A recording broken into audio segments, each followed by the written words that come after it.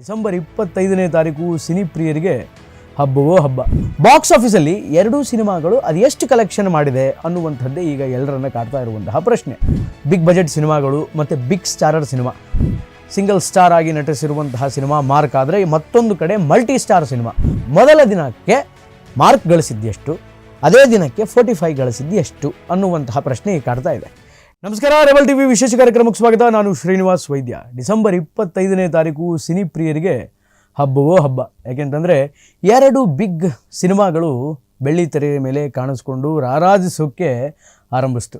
ಅದರಲ್ಲಿ ಒಂದು ಕಿಚ್ಚ ಸುದೀಪ್ ಅಭಿನಯದ ಮಾರ್ಕ್ ಸಿನಿಮಾ ಆದರೆ, ಮತ್ತೊಂದು hattrick hero Shivaraj Kumar, real star Upendra ಮತ್ತು ರಾಜ್ ಬಿ ಶೆಟ್ಟಿ ಅಭಿನಯದ 45 ಸಿನಿಮಾ.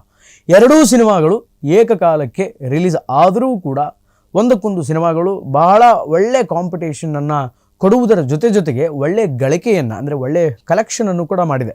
ಬಾಕ್ಸ್ ಆಫೀಸಲ್ಲಿ ಎರಡೂ ಸಿನಿಮಾಗಳು ಅದು ಎಷ್ಟು ಕಲೆಕ್ಷನ್ ಮಾಡಿದೆ ಅನ್ನುವಂಥದ್ದೇ ಈಗ ಎಲ್ಲರನ್ನ ಕಾಡ್ತಾ ಇರುವಂತಹ ಪ್ರಶ್ನೆ. ಯಾಕೆಂತಂದರೆ ಎರಡೂ ಬಿಗ್ ಬಜೆಟ್ ಸಿನಿಮಾಗಳು ಮತ್ತು ಬಿಗ್ ಸ್ಟಾರರ್ ಸಿನಿಮಾ. ಒಂದು ಸೂಪರ್ ಸ್ಟಾರ್ ಸಿನಿಮಾ, ಒಂದು ಆ್ಯಾವರೇಜ್ ಸ್ಟಾರ್ ಅಥವಾ ಮತ್ತು ಸೂಪರ್ ಸ್ಟಾರ್ ಅಲ್ಲದಂತಹ ಹೀರೋಯಿನ ಸಿನಿಮಾ, ನಾರ್ಮಲ್ ಆಗಿ ಹೀರೋಯಿನ್ ಸಿನಿಮಾ, ನೋ ವೇ, ಅಲ್ವೇ ಅಲ್ಲ. ಒಂದು single branded hero Kichcha Sudeep ಅವರೊಬ್ಬರೇ ಸಿಂಗಲ್ ಸ್ಟಾರ್ ಆಗಿ ನಟಿಸಿರುವಂತಹ ಸಿನಿಮಾ ಮಾರ್ಕ್ ಆದರೆ, ಮತ್ತೊಂದು ಕಡೆ ಮಲ್ಟಿ ಸ್ಟಾರ್ ಸಿನಿಮಾ. ಒಂದು ಕಡೆ super star real star Upendra ಅವರು, ಇನ್ನೊಂದು ಕಡೆ ಹ್ಯಾಟ್ರಿಕ್ ಹೀರೋ ಶಿವರಾಜ್ ಕುಮಾರ್ ಅವರು, ಮತ್ತೊಂದು ಕಡೆ ರಾಜ್ ಬಿ ಶೆಟ್ಟಿ ಅವರು. ಇವರು 3 ಜನ ಕಾಂಬಿನೇಷನ್ ಹೊಂದಿರತಕ್ಕಂತಹ ಸಿನಿಮಾ 45. ಇನ್ನು ಈ ಕಡೆ ನೋಡಿದರೆ ಮಾರ್ಕ್ ಸಿನಿಮಾ. ಮಾರ್ಕ್ ಸಿನಿಮಾವನ್ನು ವಿಜಯ್ ಕಾರ್ತಿಕೇಯನ್ ಅನ್ನುವಂತಹ ನಿರ್ದೇಶಕರು ನಿರ್ದೇಶನವನ್ನು ಮಾಡಿದ್ದಾರೆ. ಈ ಹಿಂದೆ ಮ್ಯಾಕ್ಸ್ ಅನ್ನುವಂತಹ ಸಿನಿಮಾ ಏನು ಬಂದಿತ್ತು ಸುದೀಪ್ ಅವ್ರದ್ದು, ಆ ಸಿನಿಮಾಕ್ಕೂ ಕೂಡ ಹಿ ವಾಸ್ ದ ಡೈರೆಕ್ಟರ್. ಇನ್ನು ಈ ಕಡೆ ಬಂದರೆ 45 ಬಂದರೆ ಅರ್ಜುನ್ ಜನ್ಯಾರಿ ಮ್ಯೂಸಿಕ್ ಕಂಪೋಸ್ ಮಾಡ್ತಾ ಇದ್ದಂತಹ ಸಂಗೀತ ಮಾಂತ್ರಿಕ ಅರ್ಜುನ್ ಜನ್ಯ ಈಗ ಫಸ್ಟ್ ಟೈಮ್ ತಮ್ಮ ಚೊಚ್ಚಲ ಸಿನಿಮಾದ ಆ್ಯಕ್ಷನ್ ಕಟ್ಟನ್ನು ಹೇಳಿದ್ದಾರೆ. ಅವರು ಡೈರೆಕ್ಷನ್ ಮಾಡಿರುವಂತಹ ಸಿನಿಮಾ ಇದು 45. ಸೊ ಅದರಿಂದ ಎರಡೂ ಸಿನಿಮಾಗಳಲ್ಲಿಯೂ ಕೂಡ ಅಷ್ಟೇ ನಿರೀಕ್ಷೆ ಇತ್ತು. ಯಾಕೆ ಅಂತಂದರೆ ಜನಗಳು ಯಾವಾಗ ನಮ್ಮ ಹೀರೋ ಸಿನಿಮಾವನ್ನು ಬಿಗ್ ಸ್ಕ್ರೀನಲ್ಲಿ ನೋಡ್ತೀವಿ ಅಂತ ಕಾತುರದಿಂದ ಕಾಯ್ತಾ ಇದ್ದರು. ಸೊ ಅದರಿಂದ ಎರಡೂ ಸಿನಿಮಾಗಳು ಬಹಳ ಟಫ್ ಫೈಟನ್ನು ಕೊಡ್ತಾನೆ ಒಳ್ಳೆಯ ಒಂದು ಹೆಲ್ದಿ ಕಾಂಪಿಟೇಷನ್ನಲ್ಲಿ ಡಿಸೆಂಬರ್ 25ನೇ ತಾರೀಕಿಗೆ ಥಿಯೇಟರ್ಗಳಿಗೆ ಲಗ್ಗೆ ಇಡ್ತು. ಆದರೆ ಡಿಸೆಂಬರ್ 25ನೇ ತಾರೀಕಿನ ದಿನಾಂತ್ಯಕ್ಕೆ, ಅಂದರೆ ಯಾವತ್ತು ಸಿನಿಮಾ ರಿಲೀಸ್ ಆಯ್ತಲ್ಲ ಅವತ್ತಿಗೆ ಎರಡೂ ಸಿನಿಮಾಗಳು ಗಳಿಸಿದ್ದು ಎಷ್ಟು, ಮೊದಲ ದಿನಕ್ಕೆ ಮಾರ್ಕ್ ಗಳಿಸಿದ್ದು ಎಷ್ಟು, ಅದೇ ದಿನಕ್ಕೆ 45 ಗಳಿಸಿದ್ದು ಎಷ್ಟು ಅನ್ನುವಂತಹ ಪ್ರಶ್ನೆ ಈಗ ಕಾಡ್ತಾ ಇದೆ. ಆ್ಯಕ್ಚುಲಿ ಹೇಳಬೇಕು ಅಂದರೆ ಮೊದಲ ದಿನಕ್ಕೆ ಮಾರ್ಕ್ ಗಳಿಸಿದಂತಹ ಗಳಿಕೆ 7,50,00,000 ರೂಪಾಯಿ, ಬರೋಬ್ಬರಿ 7.5 ಕೋಟಿ ರೂಪಾಯಿಗಳನ್ನು ಸಿಂಗಲ್ ಡೇ, ಒಂದೇ ದಿನದಲ್ಲಿ ಮಾರ್ಕ್ ಗಳಿಸಿದೆ. ಇನ್ನು ಎರಡನೇ ದಿನಕ್ಕೆ ಕಾಲಿಡ್ತಲ್ಲ ಸಿನಿಮಾ, ಅವತ್ತು ಒಂದು ಸ್ವಲ್ಪ ಎಲ್ಲೋ ಕಲೆಕ್ಷನ್ ಕಮ್ಮಿ ಆಯ್ತೇನೋ ಅಂತ ಅನಿಸುತ್ತೆ. ಯಾಕೆಂತಂದರೆ ಮೊದಲನೇ ದಿನ ರಜೆ ಜಾಸ್ತಿ, ಸಿಕ್ಕಾಪಟ್ಟೆ ಜನಗಳು ಥಿಯೇಟ್ರ್ ಹತ್ರಕ್ಕೆ ಬರ್ತಾರೆ. ಮಕ್ಕಳು, ಮರಿ, ಫ್ಯಾಮಿಲಿ ಎಲ್ಲರೂ ಕೂಡ ಥಿಯೇಟ್ರ್ ಹತ್ರಕ್ಕೆ ಬಂದು ಮುಗಿಬಿದ್ದು ಸಿನಿಮಾ ನೋಡಿದ್ದಾರೆ. ಮಾರನೇ ದಿನ ಆ್ಯಸ್ ಯೂಶ್ವಲ್ಲು ಸ್ಕೂಲು, ಕಾಲೇಜು, ಆಫೀಸು, ಅದು ಇದು ಹಾಳು ಮುಳು ಅದೆಲ್ಲ ಇರೋದರಿಂದ ಕಲೆಕ್ಷನ್ ಸ್ವಲ್ಪ ಕಡಿಮೆ ಆಗಿದೆ. ಆದರೂ ಎರಡನೇ ದಿನದ ಕಲೆಕ್ಷನನ್ನು ನಾವು ಅಲ್ಲಗಳೆಯುವಂತಿಲ್ಲ. ಯಾಕೆಂತಂದರೆ ವರ್ಕಿಂಗ್ ಡೇ ಆಗಿದ್ದರೂ ಕೂಡ, ನಾನ್ ಹಾಲಿಡೇ ಡೇ ಆಗಿದ್ದರೂ ಕೂಡ ಎರಡನೇ ದಿನಕ್ಕೆ ಮಾರ್ಕ್ ಸಿನಿಮಾದ ಕಲೆಕ್ಷನ್ ಬರೋಬ್ಬರಿ 3.5 ಕೋಟಿ ರೂಪಾಯಿ, ಬರೋಬ್ಬರಿ 3.5 ಕೋಟಿ ರೂಪಾಯಿ. ಅದು ವರ್ಕಿಂಗ್ ಡೇಯಲ್ಲಿ, ವೀಕ್ ಡೇಯಲ್ಲಿ. ಇನ್ನು ವೀಕೆಂಡ್ಸ್ಗಳಲ್ಲಿ ಮತ್ತೆ ಎಷ್ಟು ದೊಡ್ಡ ಪ್ರಮಾಣದ ಕಲೆಕ್ಷನನ್ನು ಮಾರ್ಕ್ ಮಾಡುತ್ತೆ ಅನ್ನುವಂಥದ್ದನ್ನು ಕಾದು ನೋಡಬೇಕಾಗಿದೆ. ಶನಿವಾರ, ಭಾನುವಾರ ಅದೆಷ್ಟು ಕಲೆಕ್ಷನ್ ಆಗುತ್ತೆ ಈ ಸಿನಿಮಾದ್ದು ಅನ್ನುವಂಥದ್ದು ಕಾದು ನೋಡಬೇಕಾಗಿದೆ. ಬಟ್ ಒಳ್ಳೆಯ ಗಳಿಕೆ ಇದೆ, ನೋ ಲಾಸ್. ಗಳಿಕೆಯ ವಿಚಾರದಲ್ಲಿ ಒಳ್ಳೆಯ ಒಂದು ಪರ್ಫಾರ್ಮೆನ್ಸನ್ನು ಮಾರ್ಕ್ ಸಿನಿಮಾ ಕೊಟ್ಟಿದೆ. ಅದಾದಮೇಲೆ ಅಭಿಮಾನಿಗಳು ಕೂಡ ಅಷ್ಟೇ ಶ್ಲಾಘನೀಯವನ್ನು ವ್ಯಕ್ತಪಡಿಸ್ತಾ ಇದ್ದಾರೆ. ಚೆನ್ನಾಗಿದೆ ಸಿನಿಮಾ ಅನ್ನುವಂತಹ ಒಂದಿಷ್ಟು ಮಾತುಗಳು ಕೂಡ ಕೇಳಿ ಬರ್ತಾ ಇದೆ. ಇನ್ನು ಈ ಕಡೆ ಬಂದರೆ 45 ಸಿನಿಮಾ ಬಂದರೆ, 45 ಸಿನಿಮಾ ರಿಲೀಸ್ ಆದಂತಹ ದಿನ, ಅಂದರೆ ಅದೇ ಡಿಸೆಂಬರ್ 25ನೇ ತಾರೀಕು ಏನು ರಿಲೀಸ್ ಆಯ್ತಲ್ಲ ಅವತ್ತಿನ ದಿನ ಈ ಸಿನಿಮಾ ಗಳಿಸಿರ್ತಕ್ಕಂತಹ ಮೊತ್ತ, ಟೋಟಲ್ ಗಳಿಕೆ ಎಷ್ಟು ಅಂತಂದರೆ ಬರೋಬ್ಬರಿ 5,50,00,000 ರೂಪಾಯಿ, 5.5 ಕೋಟಿ ರೌಂಡ್ ಫಿಗರಲ್ಲಿ.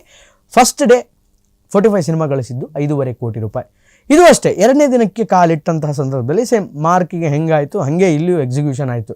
ಜನ ಸ್ವಲ್ಪ ಕಡಿಮೆ ಆದರು, ಗಳಿಕೆಗಳು ಒಂದು ಸ್ವಲ್ಪ ಕುಸಿತು. ಯಾಕೆಂತಂದರೆ ವರ್ಕಿಂಗ್ ಡೇಸ್, ನಾನು ಆಗಲೇ ಏನು ಹೇಳಿದೆ, ಸೇಮ್ ಅದೇ ರೀಸನನ್ನು ಇಲ್ಲಿ ಇಂಪ್ಲಿಮೆಂಟೇಷನ್ ಮಾಡೋಣ. ಅದೇ one of the reason.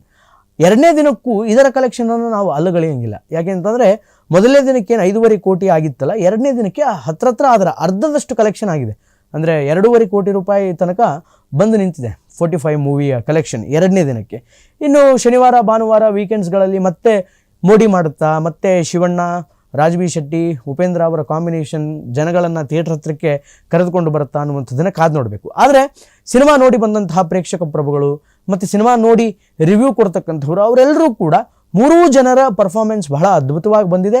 Story line ಬಹಳ ಚೆನ್ನಾಗಿದೆ, ಸಖತ್ ಎಂಟರ್ಟೈನ್ ಆಗಿದೆ ಸಿನಿಮಾ.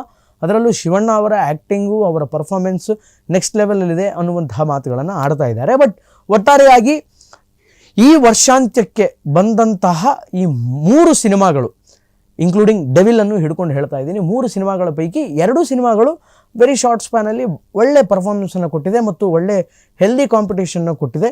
ಜನಗಳನ್ನು ಥಿಯೇಟರ್ ಹತ್ತಿರಕ್ಕೆ ಬರುವಂತೆ ಮಾಡ್ತಾ ಇದೆ. ಸುಮಾರು ಜನ ಫ್ಯಾಮಿಲಿ ಸಮೇತ ಬಂದು ಸಿನಿಮಾ ನೋಡ್ತಾ ಇದ್ದಾರೆ ಬಹಳ ಖುಷಿಯಿಂದ. ಸೂಫಂಸು, ಕಾಂತಾರ ನಂತರದ ಅವಧಿಯಲ್ಲಿ, ಅದಕ್ಕೂ ಮುಂಚೆ ಫ್ಯಾಮಿಲಿ ಜೊತೆ ಬಂದು ಸಿನಿಮಾ ನೋಡಿದ್ರೋ ಇಲ್ವೋ ಗೊತ್ತಿಲ್ಲ, ನೋಡಿರ್ತಾರೆ ಬಹಳ ಕಮ್ಮಿ. ಆದರೆ ದೊಡ್ಡ ಸ್ಟಾರ್ ಪ್ರಮಾಣದ ಮತ್ತು ದೊಡ್ಡ ಹಿಟ್ಟನ್ನು ಪಡೆದುಕೊಂಡು ಬಾಕ್ಸ್ ಆಫೀಸ್ ಕೊಳ್ಳೆ ಹೊಡೆಯುವಂತಹ ಸಿನಿಮಾಗಳು ಆಫ್ಟರ್ ದಟ್ ಯಾವುದೂ ಬಂದಿಲ್ಲ. ಯಾಕೆಂತಂದರೆ ವರ್ಷಾಂತದ ಪಟ್ಟಿಯನ್ನೇ ಕೊಡ್ತಾರೆ. ಅಂತಹ ವರ್ಷಾಂತದ ಪಟ್ಟಿಯಲ್ಲಿ ಔಟ್ ಆಫ್ 256 ಸಿನಿಮಾಗಳಲ್ಲಿ 2 ಸಿನಿಮಾ ಸಖತ್ ಬ್ಲಾಕ್ ಬಸ್ಟರ್ ಆಗಿತ್ತು, ಒಂದು ಸೂಫ್ರಮ್ಸು, ಒಂದು ಕಾಂತಾರ. ಅಂತಹ ಪಟ್ಟಿಗೆ ಡೆವಿಲ್ ಸೇರುತ್ತೇನೋ ಅಂತ ನಿರೀಕ್ಷೆ ಮಾಡಿದರು, ಬಟ್ ಅನ್ಫಾರ್ಚುನೇಟ್ಲಿ ಅದು ಆಗಲಿಲ್ಲ. ಬಟ್ ಈಗ ಈ 2 ಸಿನಿಮಾಗಳು ಕೂಡ ಈ ವರ್ಷದ ಅಂತ್ಯದಲ್ಲಿ ರಿಲೀಸ್ ಆಗಿರೋದ್ರಿಂದ ಇದು ಥಿಯೇಟರಿಂದ ಹೊರಗಡೆ ಹೋಗುವಷ್ಟರಲ್ಲಿಯೇ ಅದು ಎಷ್ಟು ಕಲೆಕ್ಷನ್ ಮಾಡುತ್ತೆ, ಆ ಸೂಪರ್ ಹಿಟ್ ಬ್ಲಾಕ್ ಬಸ್ಟರ್ ಪಟ್ಟಿಯಲ್ಲಿ ಈ 2 ಸಿನಿಮಾಗಳು ಸೇರಿಕೊಳ್ಳುತ್ತಾ ಅನ್ನುವಂಥದ್ದನ್ನು we have to wait and watch. ಒಟ್ಟಾರೆಯಾಗಿ ನೋಡೋದಾದರೆ 2 ಸಿನಿಮಾಗಳು ಕೂಡ ಚೆನ್ನಾಗಿ ಬಿಸ್ನೆಸ್ ಮಾಡ್ತಾ ಇದೆ, ಚೆನ್ನಾಗಿ ಗಳಿಕೆ ಮಾಡ್ತಾ ಇದೆ. ಒನ್ಸ್ ಅಗೇನ್ ನಾನು ರಿಪೀಟ್ ಮಾಡ್ತೀನಿ, ಮೊದಲನೇ ದಿನ ಮಾರ್ಕ್ ಕಲೆಕ್ಷನ್ ಮಾಡಿದ್ದು 7.5 ಕೋಟಿ, ಎರಡನೇ ದಿನಕ್ಕೆ ಮಾರ್ಕ್ ಕಲೆಕ್ಷನ್ ಮಾಡಿದ್ದು 3.5 ಕೋಟಿ, ಆ್ಯಂಡ್ ಮೊದಲನೇ ದಿನ 45 ಕಲೆಕ್ಷನ್ ಮಾಡಿದ್ದು 5.5 ಕೋಟಿ, ಎರಡನೇ ದಿನಕ್ಕೆ ಕಲೆಕ್ಷನ್ ಸ್ವಲ್ಪ ಕುಸಿದು 2.5 ಕೋಟಿಗೆ ಬಂತು. ಇನ್ನು ವೀಕೆಂಡ್ಸಲ್ಲಿ ಹೆಂಗೆ ಮೋಡಿ ಮಾಡುತ್ತೆ ಅನ್ನುವಂಥದ್ದನ್ನು ಕಾದು ನೋಡಬೇಕಾಗಿದೆ. ಒಟ್ಟಾರೆಯಾಗಿ ಇದು ಈ ಹೊತ್ತಿನ ವಿಶೇಷ. ನಿರಂತರ ಸುದ್ದಿಗಾಗಿ ನೋಡ್ತಾ ಇರಿ ರೆಬಲ್ ಟಿವಿ. ನಮಸ್ಕಾರ.